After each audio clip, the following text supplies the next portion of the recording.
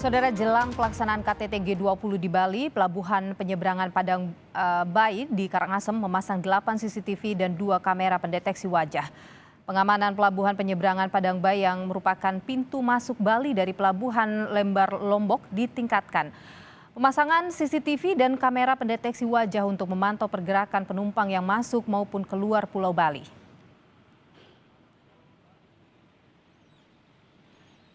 Personil yang yang ditaruh di Padang Bayi. Yang kedua juga jajaran daripada Polri juga, baik dari Densus, Inavis dan sebagainya, Korlantas, semua juga sudah siap dengan memiliki beberapa titik CCTV untuk memantau arus yang ada keluar masuk pintu gerbang Padang Bayi.